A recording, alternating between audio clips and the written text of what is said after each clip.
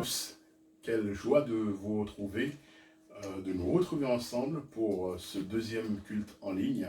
C'est vraiment une joie toute particulière de pouvoir ensemble partager la parole de Dieu et puis avoir ce moment donc d'adoration pour notre Dieu. J'espère que malgré le confinement, vous vous portez bien. Et que malgré aussi ce confinement, l'état de votre âme prospère, que vous profitez pendant ce temps pour vous approfondir dans la parole de Dieu, pour vous approfondir dans la prière, dans la communion avec Dieu. C'est tellement important. J'espère aussi qu'au niveau santé, tout va bien pour vous et aussi pour vos proches. Je voudrais vous donner dans le déroulé de ce culte de ce matin. Donc nous allons avoir un moment de louange, d'adoration, donc au travers de quelques chants, il y en aura 3. Malheureusement, nous ne pourrons pas le faire en direct puisque les lois, donc la loi en ce qui concerne donc le rassemblement, c'est un petit peu durci, on ne peut pas être plus de 2. Je remercie d'ailleurs Alex et Nathalie qui ont été avec nous pour le temps de louange, que Dieu vraiment vous bénisse pour le service de Dieu que vous accomplissez dans l'œuvre de Dieu. Je remercie également mon frère, le pasteur et ami, le pasteur Susten Makita, donc il nous a apporté toute l'aide technique dont nous avions besoin pour le culte de dimanche dernier, celui qui nous a vraiment donc assisté donc dans la technique. Alors que Dieu te bénisse mon frère et que Dieu bénisse l'œuvre dans laquelle Dieu t'a placé. Donc nous allons avoir un moment de louange, d'adoration, et ensuite nous aurons un moment donc de la Sainte Seine. Donc ce temps effectivement nous voulons nous rappeler de ce que Christ a accompli pour chacun d'entre nous. Et enfin finalement nous aurons ensemble le partage de la parole de Dieu. Alors beaucoup, c'est vrai, j'ai eu un certain nombre de retours, beaucoup de personnes ont suivi donc le culte du dimanche dernier et un petit peu des quatre coins je pourrais dire du monde, puisque nous avons donc le culte a été suivi donc par nos bien-aimés aux États-Unis, par nos bien-aimés de l'île de la Réunion que nous saluons, par nos bien-aimés de Haïti, et bien sûr en France, bien sûr. Voilà, donc que Dieu vraiment soit béni pour ces moyens qu'il nous donne, et que vraiment dans ce temps de louange, dans ce temps d'adoration, dans ce deuxième culte de dimanche, eh bien que nous puissions apporter à Dieu le fruit de nos lèvres, tout ce qui lui revient, la louange, l'adoration. Nous croyons que Dieu va nous faire du bien par sa présence, et nous aussi, en retour, nous voulons lui faire du bien par notre louange et par notre adoration. Que Dieu vous bénisse.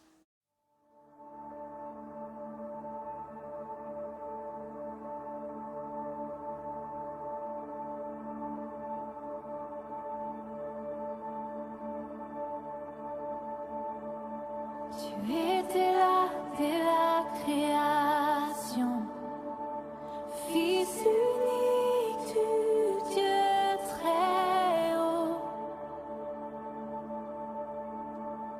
les mystères de ta gloire révélés, en toi Christ notre Seigneur. Oh, ce nom est si merveilleux, oh, ce nom est si merveilleux, le nom de Jésus-Christ, mon roi. Oh, ce nom est si merveilleux, sa beauté sans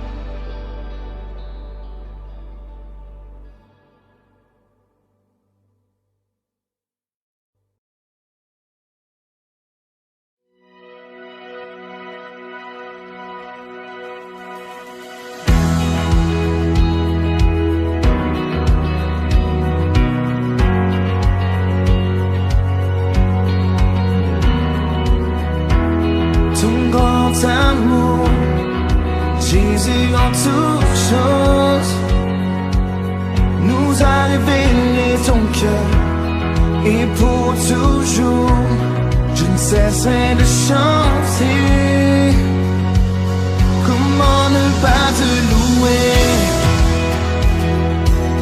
Comment ne pas te louer? Tu es le Dieu tout-puissant, surpassant les étoiles par ta gloire. Ton amour est comme un océan, oh qui est comme toi.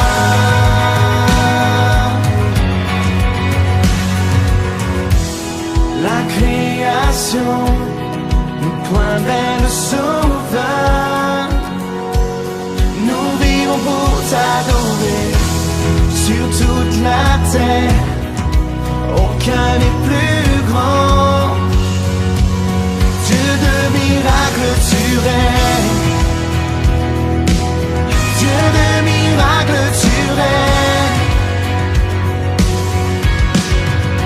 Tu es le Dieu tout-puissant, surpassant les étoiles par ta gloire.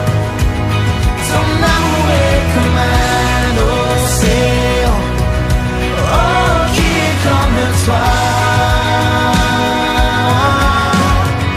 Tu es le Dieu tout-puissant, surpassant les étoiles par ta gloire.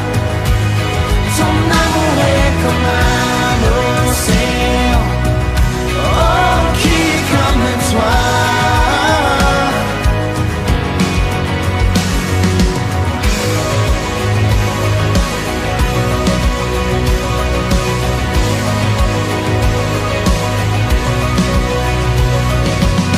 À toi seul soit toute la gloire. Nous louons ton nom. À toi seul soit toute la gloire. Nous louons ton nom. À toi seul soit toute la gloire. Nous louons ton nom. À toi seul soit toute la gloire. Nous louons ton nom. Tu es le Dieu tout-puissant, surpassant les étoiles par ta gloire. Ton amour est comme un océan, oh qui est comme toi. Tu es le Dieu tout-puissant, surpassant les étoiles par ta gloire.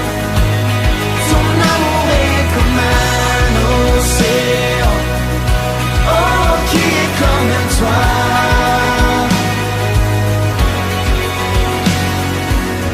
À toi seul soit toute la gloire. Nous louons ton nom. À toi seul soit toute la gloire. Nous louons ton nom. À toi seul soit toute la gloire. Nous louons ton nom. À toi seul soit toute la gloire. Nous louons ton nom.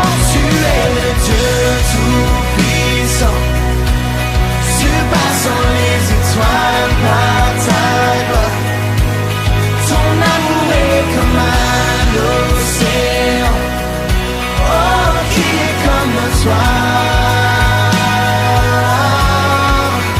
Tu es le Dieu tout-puissant, surpassant les étoiles par ta gloire. Ton amour est comme un océan, oh qui est comme toi.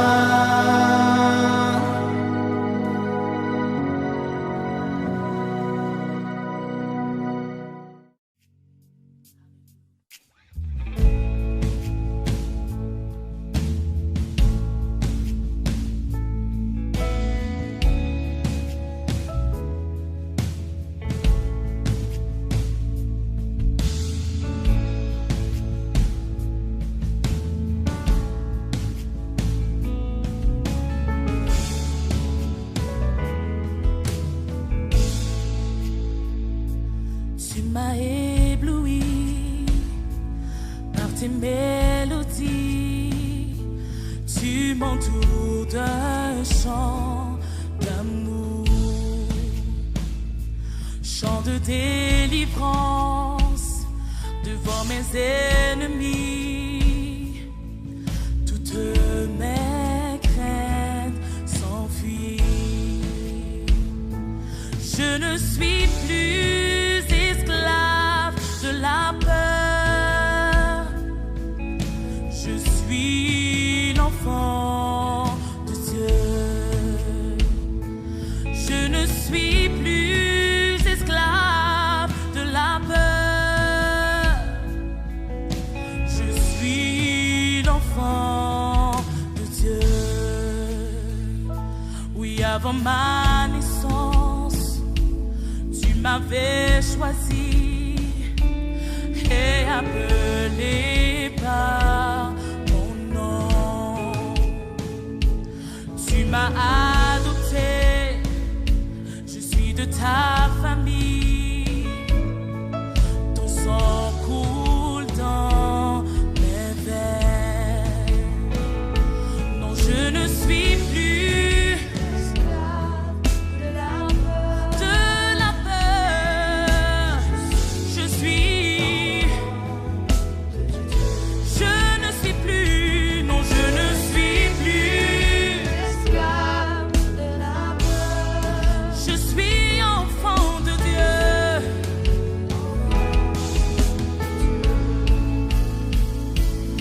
Avant ma naissance, tu m'avais choisi et appelé par mon nom. Tu m'as adopté, je suis de ta famille. Ton sang coule dans mes veines. Non, je ne suis plus esclave de la peur, car je suis enfant de Dieu. Je ne suis plus esclave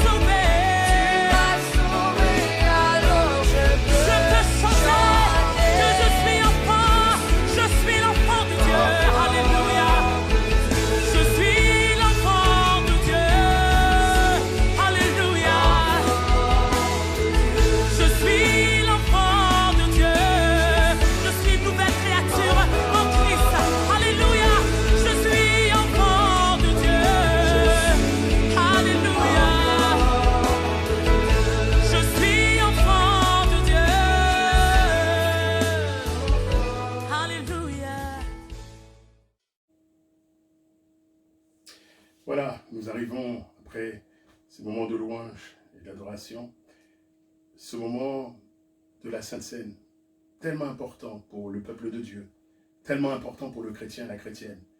Ce moment qui nous rappelle ce que Christ a accompli pour nous. Et lui-même, il a institué ce moment. Et j'aimerais partager ce passage avec vous dans l'évangile de Matthieu, au chapitre 26, verset 26. Après quoi, bien entendu, eh bien, nous partagerons le pain, qui est le symbole du corps de Jésus, qui a été meurtri pour nous, et le vin, qui est le symbole du sang de Jésus, le sang précieux de Jésus, qui a coulé sur la croix pour que nos péchés soient lavés. Jésus dira dans l'évangile de Matthieu, au chapitre 26, verset 26, il est écrit, « Pendant qu'il mangeait, Jésus prit du pain. Et après avoir rendu grâce, il le rompit et le donna aux disciples en disant, « Prenez, mangez, ceci est mon corps. » Il prit ensuite une coupe, et après avoir rendu grâce, il la leur donna en disant, « Buvez-en tous, car ceci est mon sang, le sang de l'alliance, qui est répandu pour beaucoup, pour le pardon des péchés. Je vous le dis, je ne boirai plus désormais de ce fruit de la vigne, jusqu'au jour où j'en boirai du nouveau avec vous dans le royaume de mon Père. Amen. » Aujourd'hui, nous prenons la Sainte Seine ici-bas sur la terre, mais il viendra un jour où ça sera avec Jésus, là-haut, dans le ciel, que nous partagerons ces moments. Que Dieu soit béni et que Dieu vraiment puisse être à l'honneur ce matin encore. À lui soit toute la gloire. J'entre dans le sein des saints. J'entre par le sang de l'agneau. J'entre pour t'adorer, toi seul. J'entre pour honorer Jésus. J'entre dans le sein des saints. J'entre par le sang de l'agneau. J'entre pour t'adorer, t'adorer toi seul. J'entre pour honorer Jésus. Seigneur, je t'adore. Seigneur, je t'adore. Oui, je t'adore. Seigneur, je t'adore.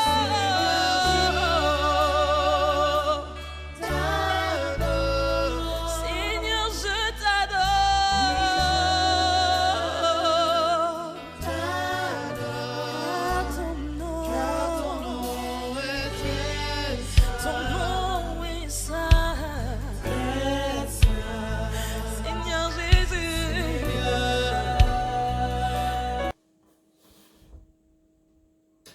Voilà, j'aimerais que nous ouvrions maintenant la parole de Dieu. Et j'aimerais poursuivre avec vous cette pensée que nous avions partagée dimanche dernier. Dimanche dernier, nous avons vu cette pensée, la foi, le remède à la peur. Et ce matin, j'aimerais continuer toujours dans cette pensée en voyant avec vous la foi triomphe sur la peur. La foi triomphe sur la peur. Dans le psaume 46, il est écrit, au chef des chantres des fils de Corée à la mode cantique, « Dieu est pour nous un refuge et un appui, un secours qui ne manque jamais dans la détresse. C'est pourquoi nous sommes sans crainte quand la terre est bouleversée et que les montagnes chancellent au cœur des mers, quand les flots de la mer mugissent, écument, se soulèvent jusqu'à faire trembler les montagnes. Il est un fleuve dont les courants réjouissent la cité de Dieu. Le sanctuaire de Dieu demeure du Très-Haut. Dieu est au milieu d'elle. Elle n'est point ébranlée. Dieu la secourt dès l'aube du matin. Des nations s'agitent. Des royaumes s'ébranlent. Il fait entendre sa voix. La terre se fond d'épouvante. L'Éternel des armées est avec nous. Le Dieu de Jacob est pour nous une haute retraite. Venez contempler les œuvres de l'Éternel, les ravages qu'il a opérés sur la terre. C'est lui qui a fait cesser les combats jusqu'au bout de la terre. Il a brisé l'arc et il a rompu la lance. Il a consumé par le feu les chars de guerre. Arrêtez et sachez que je suis Dieu. Je domine sur les nations. Je domine sur la terre. L'Éternel des armées est avec nous. Le Dieu de Jacob est pour nous une haute retraite. Est-ce que vous voulez que nous prions un peu pour remettre ces moments entre les mains du Seigneur, qu'il puisse ouvrir notre intelligence pour que nous puissions comprendre ce qu'il veut nous communiquer par sa parole. Tendre Père Céleste, nous te bénissons ce matin. Et quelle joie pour nous d'être là, dans ta présence, ensemble. C'est vrai, nous sommes un peu dispersés, mais nous sommes unis en toi, dans le nom de Jésus. Nous te remercions pour ta douce présence. Nous te remercions, Seigneur, pour la possibilité que nous avons de continuer à vivre notre foi, à partager notre espérance. Seigneur, bénis ta parole, bénis nos cœurs au travers de ta parole. Ouvre notre intelligence encore. Fais-nous du bien, Seigneur, au nom de Jésus. Amen. Dieu est pour nous, dira le psalmiste, un refuge et un appui. Un secours qui ne manque jamais dans la détresse. C'est pourquoi nous sommes sans crainte quand la terre est bouleversée, que les montagnes chancellent au cœur des mers, quand les flots de la mer mugissent, écument, se soulèvent, jusqu'à faire trembler les montagnes. Dimanche dernier, nous avions parlé de la peur. La peur qui est suscitée au travers de toutes les mauvaises nouvelles que nous pouvons entendre au travers des différents médias. La peur qui malheureusement ne cesse de croître, de grandir de par le monde entier. La peur face à un ennemi invisible à l'œil nu et qui peut cependant toucher n'importe qui à n'importe quel moment. Peut-être que la peur a frappé à votre porte. Peut-être que la peur est venue frapper à la porte de votre cœur, de votre maison. Peut-être que vous qui me regardez derrière votre écran, chez vous, à la maison, peut-être que vous avez peur, vous aussi. Peut-être que, mon ami, tu es prisonnier de la peur. Mais je voudrais te dire ce matin, laisse-moi te dire, que la foi triomphe sur la peur. La foi en Jésus-Christ est le seul remède, un remède efficace, un remède pratique face à la peur. Le célèbre pasteur américain Martin Luther King a pu dire ces paroles, je paraphrase, au travers de ces lignes. Un jour, la peur est venue frapper à la porte de mon cœur. J'ai laissé la foi répondre. Et la foi a répondu, qui va là? Lorsque la foi a ouvert la porte et qu'elle a regardé, qui avait frappé? Il n'y avait personne. La peur avait fui devant la foi. Devant la foi, la peur avait disparu. Mes amis, il est probable que dans ces temps troublés que nous vivons ensemble, que la peur vienne aussi frapper à la porte de votre cœur, à la porte de votre maison. Alors, laissez la foi répondre. Et croyez-moi, si c'est la foi qui répond, alors vous verrez vous aussi que la peur disparaîtra, que la peur partira. Parce que la foi triomphe de la peur.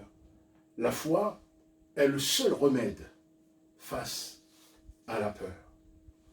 La Bible nous parle dans l'évangile de Matthieu au chapitre 8, versets 23-27. La Bible nous parle de ce récit où les disciples de Jésus-Christ furent pris dans une tempête terrible au milieu du lac. La barque prenait l'eau, le vent soufflait, la frayeur avait gagné leur cœur. Les disciples qui étaient des marins professionnels, les disciples ne maîtrisaient plus rien. Ils ne contrôlaient plus rien. Et la Bible nous dit que Jésus aussi était dans la barque. Et il dormait. Jésus était en paix. Et quand on a réveillé, la Bible nous dit qu'il a calmé la tempête. Tout cela, mes amis, frères et sœurs, pour vous dire ce matin que face à toutes les tempêtes qui font rage aujourd'hui dans le monde, dans l'océan de ce monde, eh bien, nous ne devons jamais oublier que Jésus, Jésus de Nazareth, reste toujours le maître de toutes nos tempêtes. Il contrôle toutes choses. Nous pouvons rester en paix. Parce que même si nous ne comprenons pas toujours tout, même si nous ne pouvons pas toujours tout expliquer, nous pouvons quand même lui faire confiance, le remettre toutes choses. Nous pouvons avoir foi en lui. Dans le psaume 46 que nous venons de lire, nous avons l'impression qu'il y a comme un contraste. Un contraste parce qu'on voit que sur la terre, il y a de l'agitation, le bouleversement, tout est chaviré, tout est renversé, les montagnes chancellent, la mer mugit, écume, jusqu'à faire trembler même les montagnes. Et il nous est dit au verset 5, il est un fleuve, dont les courants réjouissent la cité de Dieu, le sanctuaire des demeures du Très-Haut. Dieu est au milieu d'elle et elle n'est point ébranlée. Dieu la secourt dès l'aube du matin. Alors, d'un côté, sur la terre, c'est la panique, c'est l'agitation, la peur. Et de l'autre côté, dans la cité de Dieu, au milieu du peuple de Dieu, dans la présence de Dieu, c'est la paix, c'est le calme, c'est la sérénité. Pourquoi? Parce que Dieu est là, parce que Dieu est présent. Et la présence de Dieu, mes amis, nous assure la paix. La présence de Jésus, d'ailleurs Jésus lui-même, est notre paix. David, le roi David dira, dans le psaume 34, verset 5, écoutez bien, il dira, « J'ai cherché l'Éternel, il m'a répondu, il m'a délivré de toutes mes frayeurs. » Ce temps, mes amis, ce temps de confinement, je le crois, est pour nous une excellente occasion pour chercher Dieu, de prendre du temps dans la présence de Dieu, de prendre du temps dans la prière, de prendre du temps dans la lecture de la Bible, car en fait, maintenant, le temps, nous en avons. Nous en avons même beaucoup. Alors, puissions-nous mettre ce temps à profit pour chercher Dieu dans sa parole, pour chercher Dieu au travers de la prière, pour prendre des nouvelles des uns les autres. Appelez vos frères, appelez vos sœurs, prenez des nouvelles pour savoir comment vont les uns les autres. C'est tellement important pour chacun d'entre nous. David a cherché Dieu.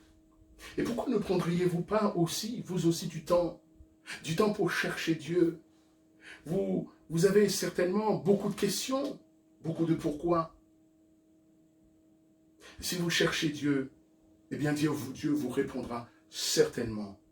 Sa présence, la présence de Jésus, chasse toutes nos craintes. Dans le psaume 29, verset 10, ce même David dira, « L'Éternel était sur son trône lors du déluge, l'Éternel sur son trône règne éternellement. » Voyez-vous, mes amis, alors qu'au temps de Noé, c'était la panique sur la terre, c'était l'agitation à cause du déluge. Mais on voit que si c'était la panique sur la terre, Dieu, lui, dans le ciel, Dieu était assis sur son trône. Dieu n'était pas en panique. Le ciel n'était pas en agitation. J'aime ce chant qui dit « Notre Dieu règne encore ». Le trône de Dieu, mes amis, frères et sœurs, le trône de Dieu n'est pas vacant, le trône de Dieu n'est pas déserté.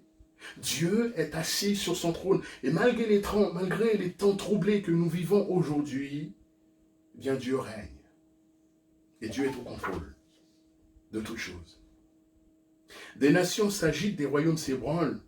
Il fait entendre sa voix, la terre se fond d'épouvante. Et dans ce passage, le psalmiste décrit toute la puissance de Dieu, la puissance de sa parole. Dieu parle et nos ennemis, même invisibles, sont consumés.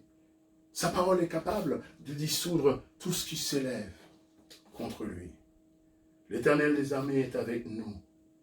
Le Dieu de Jacob est pour nous. Une haute retraite. Une haute retraite. En hébreu, Misgob, qui veut dire un lieu sûr, un lieu élevé, un refuge. Et pour le peuple qui fait confiance à Dieu, alors Dieu est réellement notre sécurité. Verset 9 à 10, venez, contemplons les œuvres de l'Éternel, les ravages qu'il a opérés sur la terre. C'est lui qui a fait cesser le combat jusqu'au bout de la terre. Il a brisé l'arc, il a rompu la lance, il a consumé par le feu les chars de guerre. Il y a, c'est vrai, une guerre qui se déroule au dehors, contre un ennemi invisible à l'œil nu. Que la guerre soit visible ou invisible, que la guerre soit physique, matérielle ou spirituelle, mes amis, j'aimerais vous dire que Dieu est capable de mettre fin à la guerre. La Bible nous dit que l'homme a eu la folie de déclarer la guerre à Dieu au travers de la désobéissance. Et Dieu, en retour, devant cette déclaration de guerre ouverte que l'homme lui a faite, Dieu a choisi d'envoyer son Fils Jésus-Christ afin de faire la paix avec nous, avec l'humanité. Et non seulement il est venu pour faire la paix, mais il est également venu pour vaincre la puissance de la guerre, la puissance du péché, la puissance du mal. Et au travers de l'œuvre de la croix, la Bible nous dit qu'il a tout accompli. L'apôtre Paul dira dans Colossiens 2,15, il a effacé l'acte dont les ordonnances subsistaient contre nous. Il l'a éliminé en le clouant à la croix. Il a dépouillé les dominations, les autorités. Il les a livrées publiquement en triomphant d'elles par la croix. Une autre version, une autre variante de la Bible du Semeur nous dit, écoutez bien, car il a annulé l'acte qui établissait nos manquements à l'égard des commandements. Oui, il a effacé le clouant sur la croix. Là, il a désarmé toute autorité, tout pouvoir, les donnant publiquement en spectacle quand il les a traînés dans son cortège triomphal après sa victoire à la croix. Mes amis, quelle bonne nouvelle! Jésus à la croix a désarmé toute autorité et tout pouvoir. Il a anéanti la puissance du péché, il a anéanti la puissance de l'ennemi, il a anéanti la puissance des ténèbres par sa victoire à la croix. Alléluia! C'est pourquoi l'apôtre Paul a pu affirmer que Dieu est pour nous. Et si nous acceptons l'œuvre de la croix que Jésus a fait pour nous à la croix, si nous venons à Jésus avec un cœur repentant, alors la Bible nous dit que Dieu nous accepte, Dieu nous accueille, et il devient pour nous un refuge et un appui qui ne manque jamais dans la détresse. J'aimerais terminer avec cette parole, cette invitation du psalmiste. Il dira au verset 9, « Venez et contemplez les œuvres de l'Éternel. » Une autre traduction dit « Venez », la Bible Semeur, « Venez et contemplez tout ce que l'Éternel a fait. » Contemplez tout ce que l'Éternel a fait. Le psalmiste nous exhorte et il nous invite à considérer les hauts faits de Dieu, ses interventions salvatrices. Oh, combien j'aime ce chant chrétien qui nous dit, vous le savez certainement, compte les bienfaits de Dieu, mets-les tous devant tes yeux, tu verras en adorant combien le nombre est grand. Combien le nombre des bienfaits de Dieu sont nombreux, sont grands. Compte, mon frère, ma sœur, compte les bienfaits de Dieu. Mets-les devant tes yeux. Et est-ce que tu as pris ce temps pour compter, mettre devant toi tous les bienfaits de Dieu, toutes les fois où Dieu a agi pour toi, toutes les fois où Dieu est intervenu en ta faveur? Les moments où peut-être toi-même tu pensais que tout était perdu, qu'il n'y avait plus rien à faire. Mais Dieu est intervenu. Dieu a agi. Dieu a fait quelque chose. Il t'a gardé, il t'a protégé, il t'a guéri. Il a été en fait un abri sûr et un appui certain. Vous savez, Dieu, pour ma part, a fait tellement de choses dans ma vie que le temps me manquerait pour vous dire tout ce que Jésus a fait pour moi. Et je sais que dans la vie de chaque chrétien, dans la vie de chaque chrétienne, le Seigneur Jésus a fait aussi de grandes choses, de belles choses, des choses merveilleuses, des choses extraordinaires. Aussi, je te dirais, mon frère, ma soeur, c'est pour nous ce matin, c'est pour nous le temps de relever notre tête, alléluia, de relever notre tête, de bénir notre Dieu, de le louer pour ce qu'il est. Il est Dieu, il est notre Père, il est notre Sauveur, alléluia, il est notre asile, il est notre refuge, un refuge qui ne manque jamais dans la détresse. Un refuge qui ne manque jamais dans la détresse. Et si nous sommes dans la détresse, nous pouvons avoir cette certitude que Jésus qui a déjà tant fait pour nous, que Jésus peut et que Jésus veut encore faire des choses dans notre vie. Que Dieu vous bénisse. Soyez encouragés, soyez fortifiés, et que la paix de Dieu puisse garder votre cœur et vos pensées dans la personne de Jésus-Christ. À Dieu vraiment soit toute la gloire. Je ne suis plus esclave de la peur.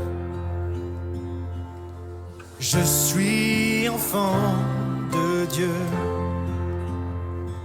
Je ne suis plus esclave de la peur. Je suis enfant de Dieu. Tu m'as ébloui par tes mélodies. Tu m'entoures d'un chant d'amour. Chant de délivrance devant mes ennemis. Toutes mes craintes s'enfuient. Je ne suis plus esclave de la peur. Je suis enfant de Dieu. Je ne suis plus esclave de la peur. Je suis enfant de Dieu. Avant ma naissance, tu m'as fait choisir, appelé par mon nom. Tu m'as adopté, je suis de ta famille. Ton sang coule dans mes veines. Je ne suis plus esclave de la peur. Je suis enfant